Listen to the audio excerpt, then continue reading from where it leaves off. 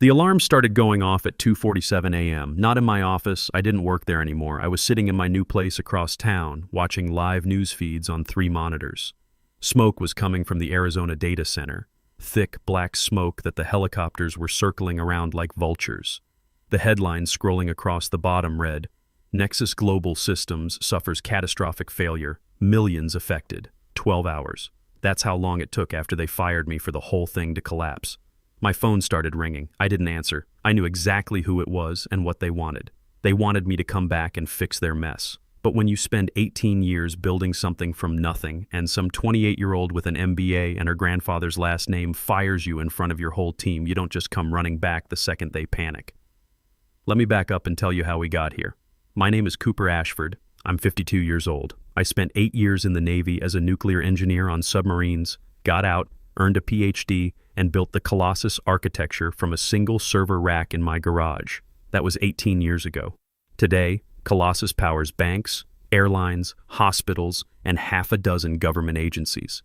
It's not just a data center management system. It's a self-healing predictive network that anticipates problems before they happen. Or it was, until Paige Montgomery decided she knew better. My office at Nexus was my sanctuary. 38th floor, corner spot, clean desk. I kept it simple. Just a monitor showing system diagnostics, a photo of Gunner, my 3-legged rescue dog, and a coffee mug that said, "Measure twice, cut once." The team gave me that mug 5 years back. It meant something. I had an old turntable on the credenza. That morning I was listening to Johnny Cash, Folsom Prison Blues. The man in black helped me think. When things got complicated and I needed to troubleshoot fast, I'd switch to Credence. But design work, technical planning that needed Cash's steady rhythm. On my screen was a cooling system proposal I'd been working on for 6 months. Next generation cryogenic design that would increase our processing density by 250% while cutting cooling energy consumption by 60%. It was elegant, efficient, expensive, yes, but it would save the company millions in the long run and future-proof US for the next decade. Paige Montgomery thought it was a waste of money. I met Paige 3 months after she got promoted to Executive VP of Infrastructure. She was 28, fresh from a Big Four consulting firm, and she was Richard Montgomery's granddaughter, the chairman's favorite. The press release called her hire a bold move toward innovation. What it really was nepotism dressed up in a power suit. She walked into meetings late, carrying this huge coffee mug like it was a personality trait. She spoke entirely in buzzwords. Actionize our competencies. Leverage synergies. Move fast and break things. She never said anything that meant anything. Real. The first warning sign came in a technical briefing about the Arizona facility. Troy Sullivan raised his hand. Troy spent 12 years on nuclear submarines before he got his PhD in thermodynamics. He designed cooling systems that saved Nexus $50 million a year in energy costs. Guy knew his stuff. Paige, he said, the predictive maintenance models for the primary coolant pumps are showing a 68% probability of bearing failure within 60 days. We need to schedule. She cut him off with a wave of her hand, didn't even look at him. Put it in an email. We're focused on the big picture here, the 30,000-foot view. I watched Troy's jaw tighten. He didn't say anything, but I saw it. These small dismissals add up. They're like cracks in concrete, barely visible until suddenly the whole structure fails. The breaking point came at the quarterly budget review. They held it in this glass-walled conference room on the executive floor that everyone called the Prism. I called it the fishbowl. It was where good ideas went to die under fluorescent lights and executive posturing. My team sat on one side of the table. Troy, Iris Romano, who managed our global network topology. Dr. Nadira Patel, our power grid specialist who once rerouted an entire city's electrical supply to keep us online during a blackout. Craig Davies, Laura Bennett, Neil Archer. 6 people who knew more about keeping data centers running than anyone else in the industry. Paige was 15 minutes late. She didn't apologize. Dr. Patel went first, presenting her analysis of power grid vulnerabilities in our European sector. She was halfway through explaining why we needed upgraded phase converters when Paige interrupted. "Can you just dumb it down? Bottom line it for me. Some of us are focused on business, not technical minutia." Technical minutia.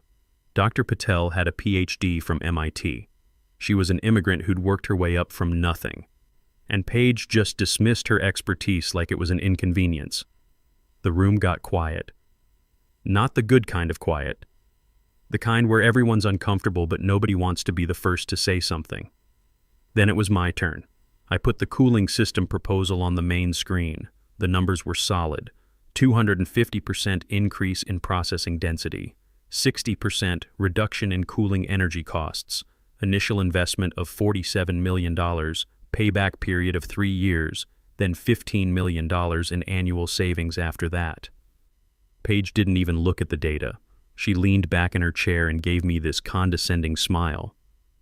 "Look, Coop," she said, "I get it. You built something impressive back in the day. But this is technical debt. We need to move fast and break things, not build nuclear submarines when we just need air conditioning." Back in the day. I'd updated the system 3 months ago. It was running better than it ever had. "Paige," I said, keeping my voice level, "an off-the-shelf industrial AC unit would cause a thermal cascade failure in 90 seconds. We wouldn't just breach our service agreements with every client we have. We'd physically melt $100 million worth of hardware." I could see some of the other executives shifting in their seats. The marketing VP who'd been smirking earlier wasn't smirking anymore. Paige's face went red. She'd been exposed as someone who didn't understand the basics of what she was supposed to be managing, and she'd been exposed with facts in front of her peers. She pointed at me across the table. Her finger was shaking slightly. "You're done," she said. Her voice was quiet but vicious.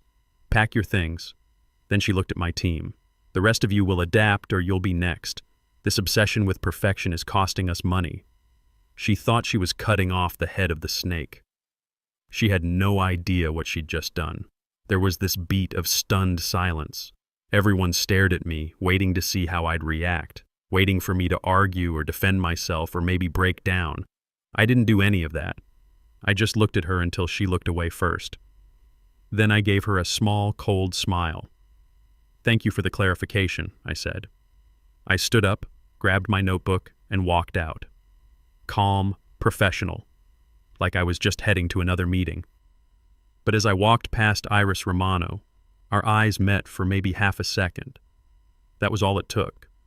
10 years of working together, of mutual respect, of watching incompetent executives come and go.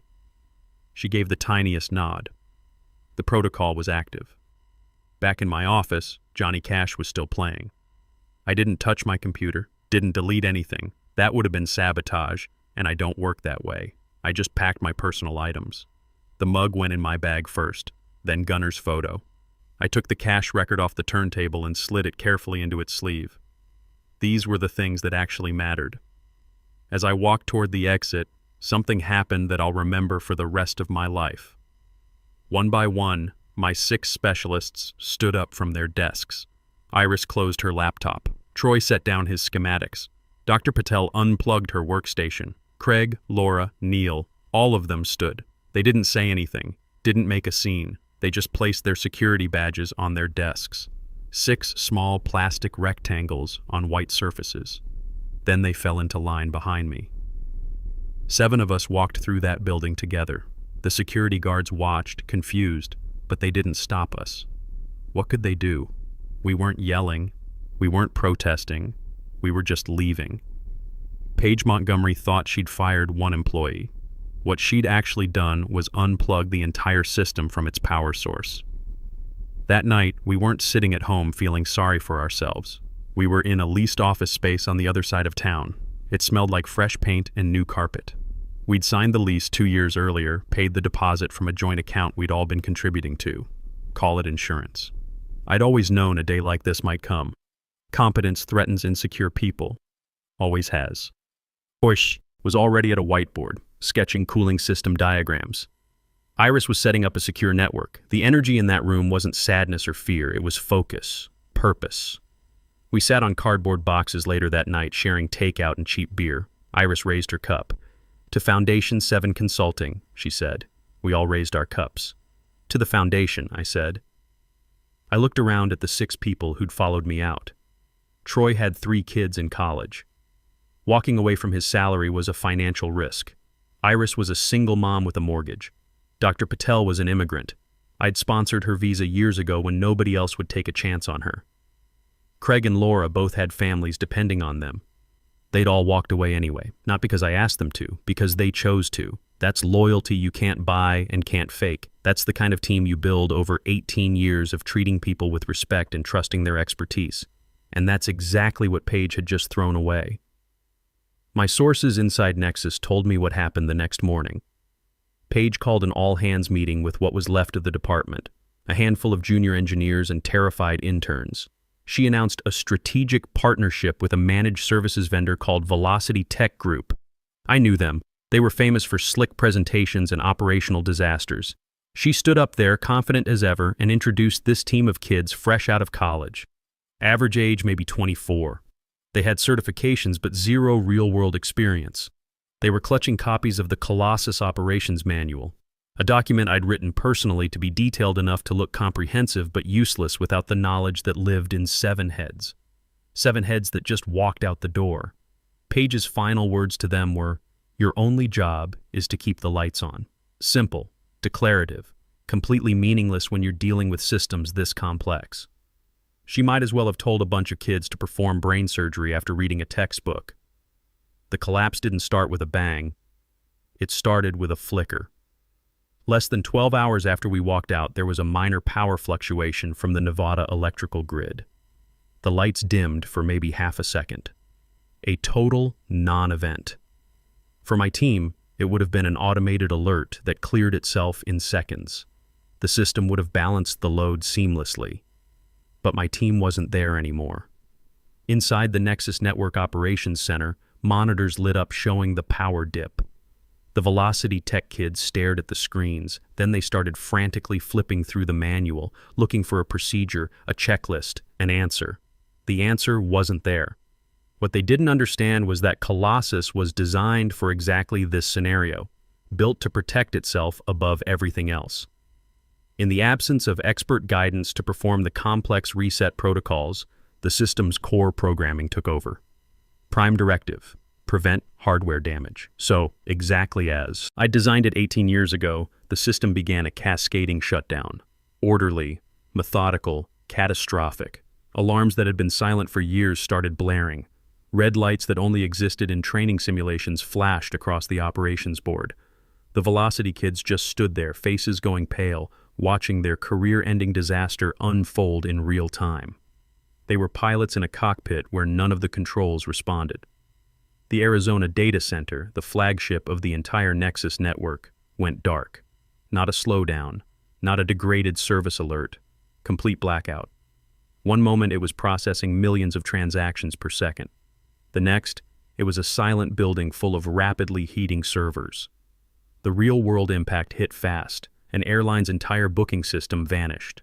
12,000 passengers stranded in airports worldwide, millions more unable to book flights. A major bank's transaction network froze, halting $320 million per hour in commerce. A streaming service cut out during its season finale premiere, replaced by error messages on millions of screens. By 3 a.m., the news helicopters were circling the Arizona facility. Smoke was pouring from the backup cooling systems that had failed under the load. Some kid at Velocity had tried to manually override the coolant protocols and nearly caused an explosion. Social media went crazy. #NexusFail was trending worldwide. People posting screenshots of error messages, airline passengers recording themselves sleeping on airport floors, bank customers locked out of their accounts. I watched it all from my new office. 3 monitors showing news feeds, social media, and system diagnostics I could still access through back channels. Troy brought coffee around 4 a.m. We didn't say much, just watched. The crisis room at Nexus headquarters was pure chaos. I heard about it later from people still inside. Paige was at the center of it, jacket off, shirt soaked with sweat, tie hanging loose. The calm executive was gone. Now she was just someone panicking and shouting useless orders. "We need to synergize a solution," she yelled at one point. "Think outside the box. What's the action plan?" She was a consultant trying to perform surgery. All the buzzwords in the world couldn't fix what she'd broken. She kept demanding to know why they couldn't just reboot everything. What she couldn't understand was that bringing a hyperscale data center back online from a cold start wasn't like restarting your laptop. It was an intricate, undocumented 143-step sequence. a delicate process of power cycling, network initialization, and load balancing that existed only in 7 minds. 7 minds currently sitting in a different office, drinking coffee and watching her world burn. At 10 a.m., 22 hours after the collapse started, the emergency board call happened.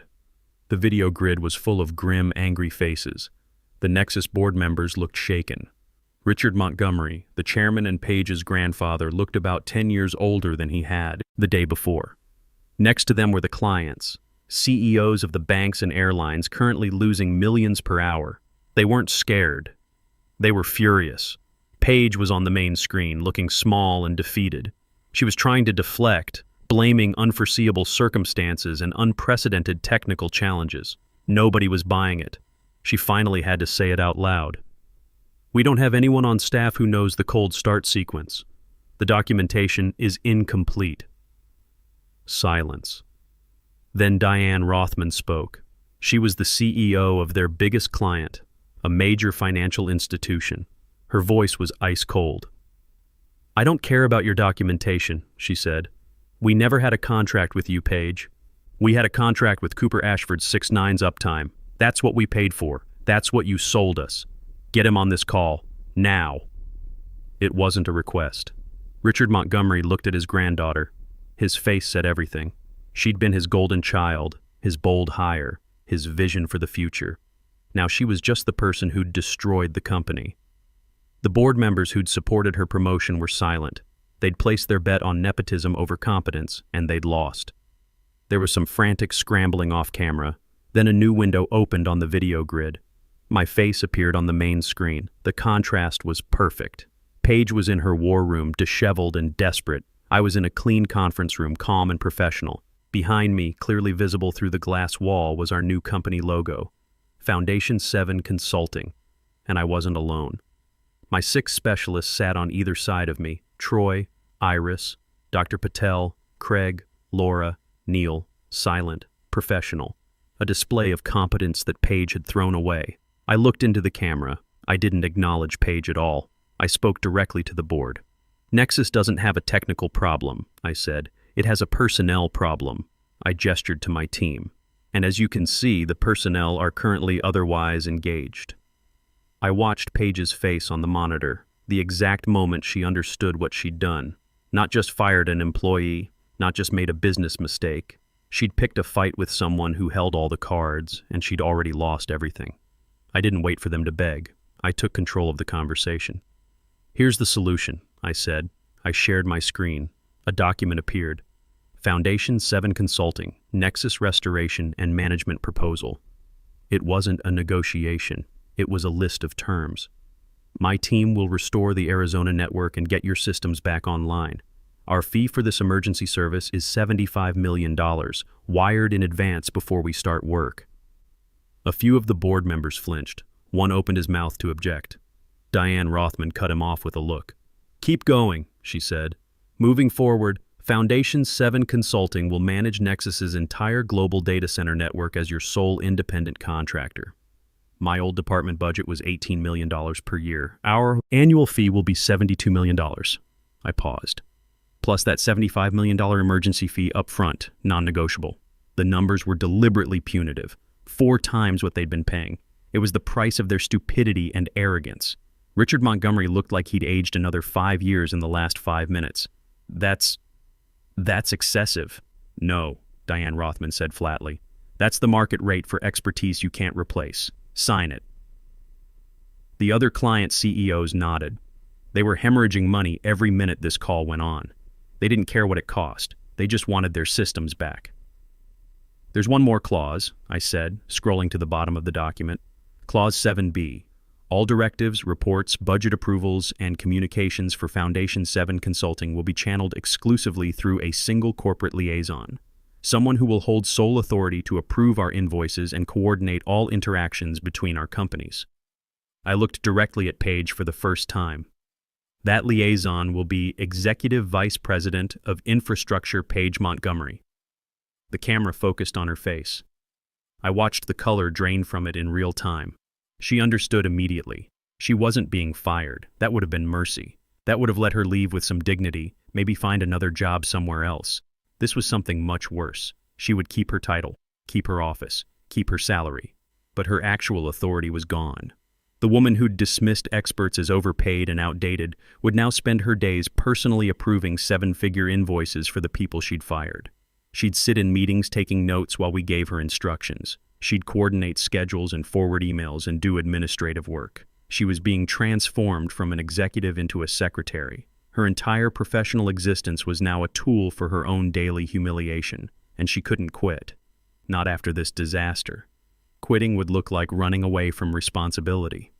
She was trapped. The board had no choice, and they knew it. With Diane Rothman and the other clients staring them down, with the company hemorrhaging millions per hour, with their stock price in freefall, they accepted every single term. Richard Montgomery's voice was barely a whisper. Approved. Excellent, I said. We'll start work as soon as the $75 million clears. Wire transfer only. Should take about 4 hours to get critical systems back online once we begin. Full restoration in 48 hours. I ended the call without waiting for a response. Troy looked at me and grinned. 4 times salary. Not bad for a day's work. We earned it, I said. And we had. We spent the next 48 hours working around the clock, remotely accessing the Arizona facility and walking the Velocity Tech kids through the restart sequence step by step. It was like teaching kindergartners to fly a fighter jet, but we got it done. Hour 26. Deal signed, money cleared, we started work. Hour 30. Critical. Banking systems back online. Hour 42. Airline booking systems restored. Hour 48. Full network operational. By the end of the week, Nexus was back to normal operations. Well, normal for everyone except Paige. 3 weeks later, I was sitting in my new office. Really sitting in it this time, not just camping in an empty space. We'd furnished it properly. Clean desks, good equipment, a conference room with our logo on the wall, Foundation 7 Consulting. There was a knock on my door. Paige walked in. She looked smaller somehow. The expensive suit didn't fit quite right anymore. The confidence was completely gone. She was carrying a stack of documents, purchase orders, budget approvals. She set them on my desk without making eye contact. "These need your review and my signature for approval," she said quietly. I picked up the first one. It was the purchase order for the next-generation cryogenic cooling system. The exact same proposal she'd mocked 3 weeks ago. The one she'd called unnecessary and wasteful right before she fired me. $47 million. The gold-plated science project she'd rejected. I reviewed it slowly, made a few notes in the margins, then pushed it back across the desk toward her. "Your signature is required for approval," I said. My voice was flat, professional. Her hand shook slightly as she picked up the pen. The sound of the nib scratching across the paper was the only sound in the room. She was signing off on the exact project she'd killed, acknowledging in writing that she'd been wrong about everything. She finished signing and stood there for a moment like she wanted to say something. Maybe apologize. Maybe explain. I didn't look up. Just pulled the next document toward me. She left without a word. After she was gone, I walked over to my turntable. I'd brought all my records to the new office. I took out the Credence record, Fortunate Son, and placed it on the platter.